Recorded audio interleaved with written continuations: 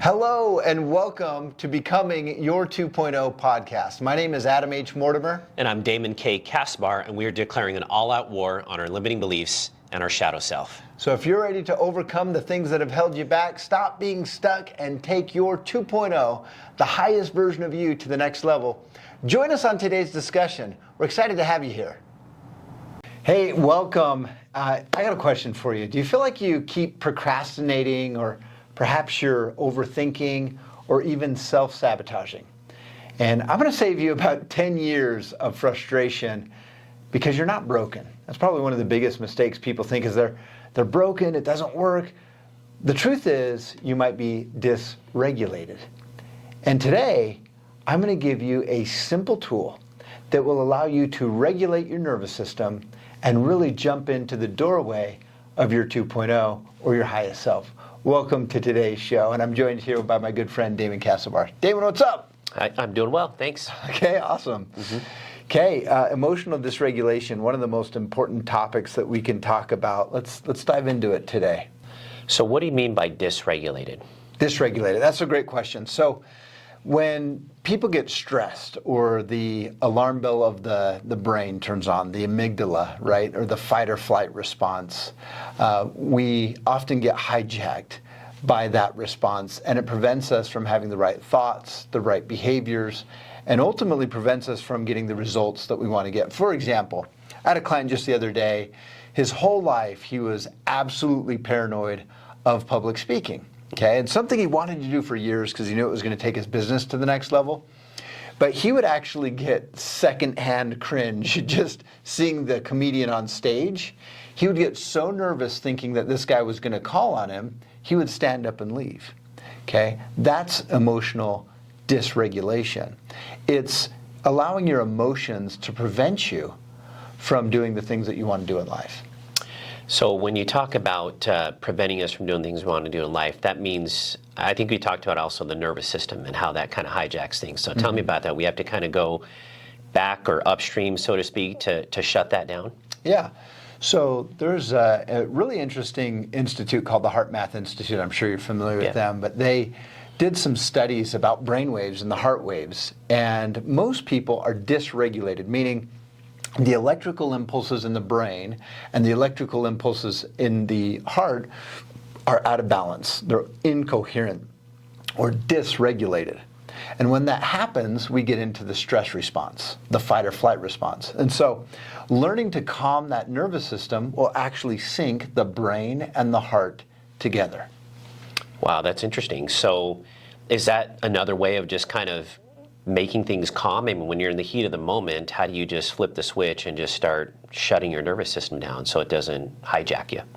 Well, it's a good question, and I think that a huge part of regulating the nervous system is having a game plan before those situations come up.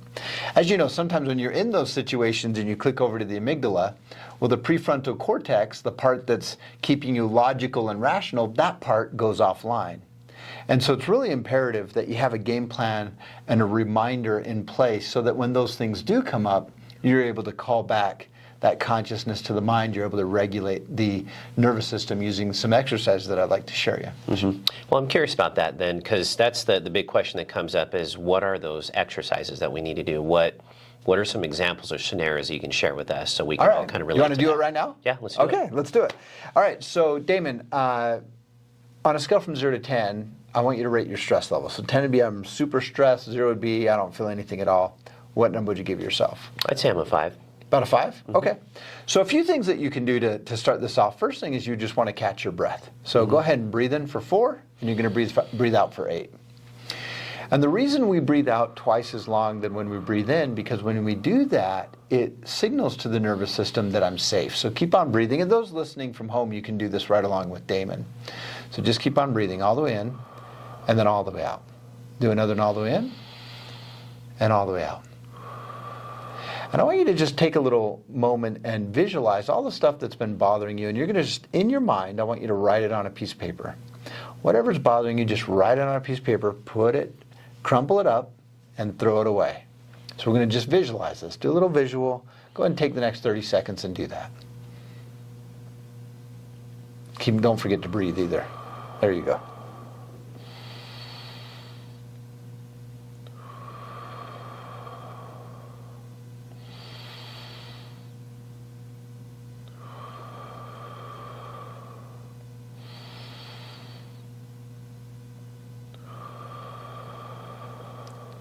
All right, that's good.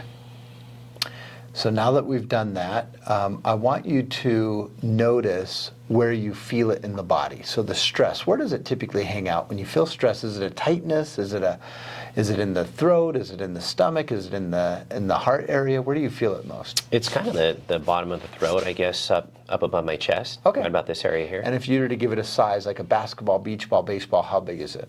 I'd say about softball. Softball? Okay. So go ahead and get back into the breathing, in for 4, out for 8, and we're simply going to do a visualization. Now, why do we do the visualization? Because the prehistoric part of the brain, the reptilian part of the brain, actually works through visualization. So we activate that part of the brain through visualization. We're going to go ahead and pull that part outside of the body, what you visualize, the size and the color. Go ahead and imagine holding it in your hand. And once it's in your hand, we're going to go ahead and destroy it into little bitty pieces. Go ahead and destroy it to the point where it's totally and completely gone.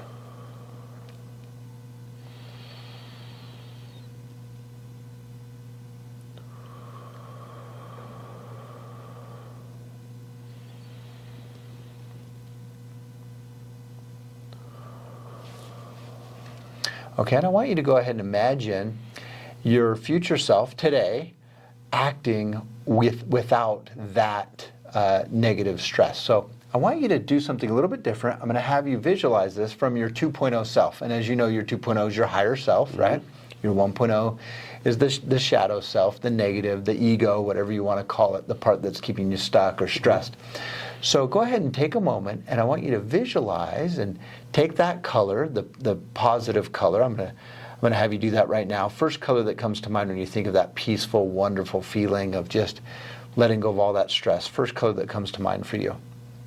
Blue. Blue. Go ahead and take the next 20 seconds. Just radiate that blue color throughout the body. And again, as he's visualizing this might seem really simple, but there is a very wise part of the body that can take a visual and interpret it into actual physiological responses. And we can actually measure this now. While Damon's breathing, just breathe for the next moment, and I'm going to explain how this works. There were young kids that would visualize themselves fighting off cancer. And the scientists took before and after blood samples. Well, these kids that had visualized fighting off this monster that represented cancer had a significant increase in white blood cell count compared to the control group. So even though it seems like just a visual, Damon's actually going to feel a very relaxing shift. And for those at home doing this with us, you're going to feel a relaxing shift right with them. So now we're visualizing his color of just peace and balance. All right, and we're going to do one more thing to wrap it up. Go ahead and tap on the palm of your hand and repeat after me. Even though I felt stressed, I I totally love and accept myself. I totally love and accept myself. For having felt that way. For having felt that way. Even though I felt stressed, I felt I stressed. totally love and accept myself. I totally love and accept For myself. having felt that way. For having felt that way. Even though I felt stressed, I felt stressed. I totally love and accept myself. I totally love and accept myself. For having felt that way. For having felt Good. that way. Take another deep breath in. This time we're going to do a quick body scan. Just go ahead and imagine every part of your body just relaxing, especially the shoulders. That's where a lot of people hold that stress. So every part of the body, just like a scanner's going through your body and relaxing every single thing from your head all the way down to the tips of your toes. And once you do this, it takes, again, very, very quickly, about 5 minutes. You can regulate your nervous system, and it's going to open up your mind to be into what we call the parasympathetic response, or the rest and digest response. And so this is where creativity exists, this is where choice exists, and it really is the doorway to your 2.0. So Damon, when you're ready, go ahead and come on back up. All right, and go ahead and rate your stress on a scale from 0 to 10. What number would you give it? A 2, good. And you were a? 5. A 5. So you went from a 5 to a 2. And so in Damon's case, we'd probably do this exercise one more time. For those at home, you just go back and listen to the recording again. Your goal is to get down to a 0. The nice thing is, the more you practice this, the faster you're able to turn off those negative emotions. Awesome. I love it. Well, that's a pretty easy, simple, easy way to do that. Now, would you also say with the breathing that you want to breathe in through the nose, right? And I mean, does it matter if you breathe out through the mouth or through the nose? I kind of exhale through the nose. That's why I'm asking. So. I mean, we don't care what hole you breathe in and out of. as long as you're regulating and getting the oxygen into the brain. So the most important thing is you breathe out twice as long as when you breathe in. That's the biggest thing that you want to focus on. And I did feel a calm with that. So is that me tapping into the nervous system and sort of, I guess, regulating that? Yeah, that's so exactly I'm right. de-escalating, Yeah. I guess, if that's a word? That calmness that you feel is a balancing or a state. It puts you in a state of homeostasis or balance. It's between the brain waves and the heart waves. When that happens, your emotional, your nervous system is going to be regulated, and you're going to feel a really relaxed, nice feeling. Now, here's what I'd caution people from. Some people are going to listen to this and go, "Well, it's too easy," right? And they won't even try it. So. My challenge for those listening is this works, it's incredibly effective, and the more you practice this, the better you're going to get at it. Now, the other thing you can do is touch your thumb and finger together right after this. This is called anchoring. You can now anchor that peaceful experience. So when you do this over and over, you're basically classically conditioning yourself, Pavlov's dog, and you can start to condition and prime yourself for that peaceful feeling. So maybe you have a big speech coming up, you have a big event coming up. This is a very simple, very fast way you can regulate the nervous system and go out there and perform at your best. So you're saying we can actually condition our minds for, Absolutely. let's say, greatness or Yeah. performing at a high level? Yes, absolutely. Yeah, I mean, I had a lot of stage fright myself. I, as you know, grew up very much as an introvert. And so going out on stage, doing a podcast, doing these things would have been just crazy stressful for me. And so I've learned how to emotionally regulate, and it's allowed me to go out and do what I love, share this message with the world, and it's been a huge blessing for me in my life, and I hope this blesses the lives of our viewers. And so my challenge for them, for those listening, and for yourself, is to try this and practice this daily until it becomes a habit, and condition it, right? Anchor it until all you have to do is do this, and your mind naturally goes into that state of regulation. That's amazing. I'm excited to dive deeper and go further with this, Adam. All right. Seems Thanks, exciting. Damon. Okay, awesome. Glad you enjoyed it. Yeah. We hope you enjoyed today's episode. What was your top takeaway that you want to take into your week and apply and practice? So if you can pick at least one thing, we call this the 1% rule. Just get a little bit better today than you were yesterday. We can't wait to hear about your successes, and we'll see you on the next episode.